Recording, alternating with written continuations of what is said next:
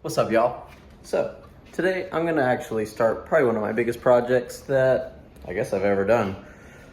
And it's gonna be all this flooring. I'm sure y'all are like, well, looks like you already have hardwood floors. Well, yeah, I do, but they are very scratched up because I have a Husky, a German Shepherd, and a Labrador.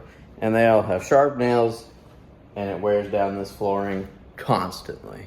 But all throughout, I guess you can see it a little bit, all throughout there, all the way to the laundry room, it is very scratched up. And I don't really want to take care of them and, waste my time trying to restore it. I'd rather just, replace it. And I'm probably going to take up all this flooring and use it for another building I plan on putting behind my garage, which will probably just be storage, but it's not going to go to waste, so don't worry. But, sorry if I'm walking around so much. I've never really talked on the camera yet on this channel, so you're welcome. But I'm gonna be replacing all this hardwood floor into a Traffic Master floor from Home Depot. No, it is not sponsored. I wish it was Home Depot, really wish it was. But anywho, I'm gonna be starting to take out all this furniture and then all the flooring. We currently have 3 bedrooms and the living room to do. All the bedrooms are carpet, so that should be a lot quicker to remove all the flooring in there. So let's get started. So for the first step is to clear out the room that you plan on replacing the floor with. I know that seems obvious, but this video is for any beginner and I want to cover every little detail that I can.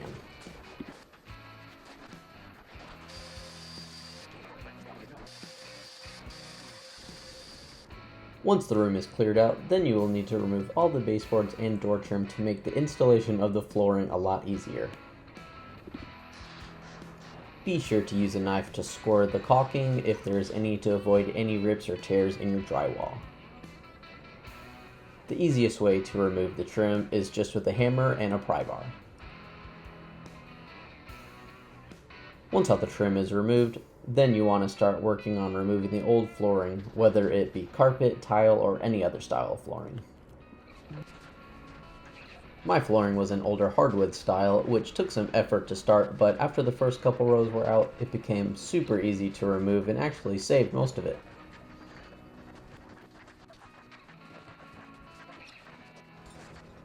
Once all the old flooring is up, you'll need to lay down a layer of underlayment. Luckily, my living room already had a good layer of it down, so I only needed it for the bedrooms.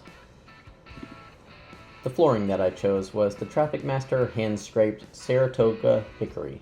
Not sure if I'm saying that right, but I'll leave the link in the description if anyone is interested in checking it out.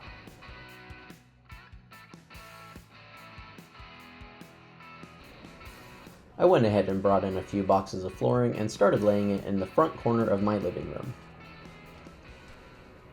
This gave me 2 walls to help keep the rows as straight as possible because the first few rows are the hardest ones to start with. If your first 2 or 3 rows are not as straight as possible, it could mess up the rest of the flooring going forward, so make sure you start off on the right foot.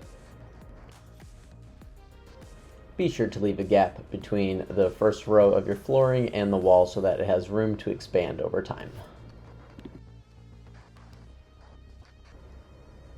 After the first couple rows were done, the rest is just linking the laminate grooves together, which goes pretty smoothly. You will need to cut the last piece of flooring on each row so that it can fit right between the wall and the last piece of flooring that you just placed. And don't worry, you can just use the other end of the flooring that you just cut off to start off your next row.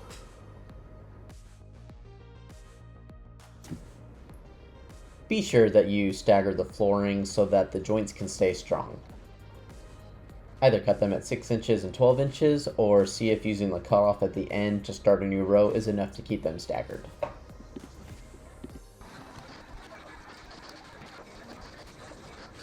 If you started your flooring with the top overlap as your first piece, then you will need to slide the next piece underneath so that it can lock in place.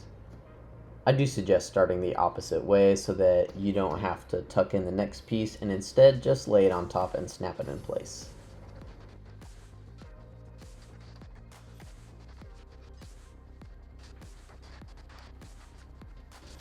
For the last row of flooring in the room, you will need to rip the flooring with either a circular saw or a table saw so that it will fit between the wall and the last row that you just finished.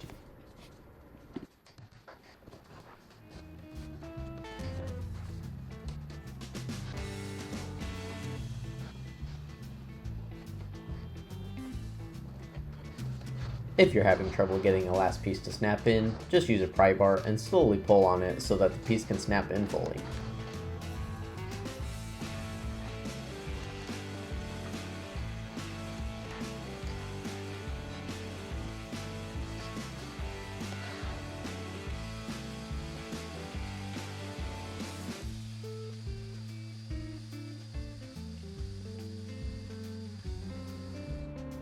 After all the flooring has been installed, I then get all the trim I pulled earlier and reattach it. You'll have to remove all the old nails and probably get some wood fill to fill the older holes before you can nail them back in place. But once all the trim is back on, you're all done.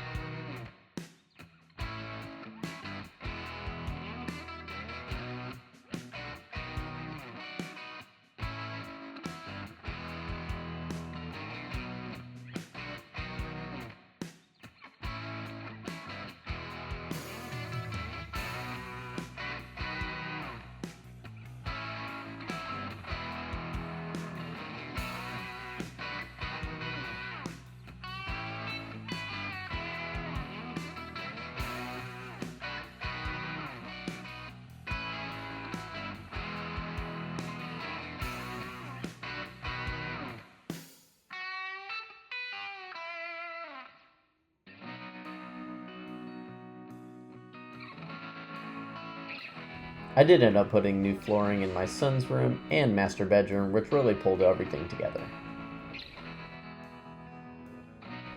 And for my master bedroom, I do plan on building 2 sliding barn doors for both of my entries to my bathroom and closet, so be sure to check out that video later on in the month.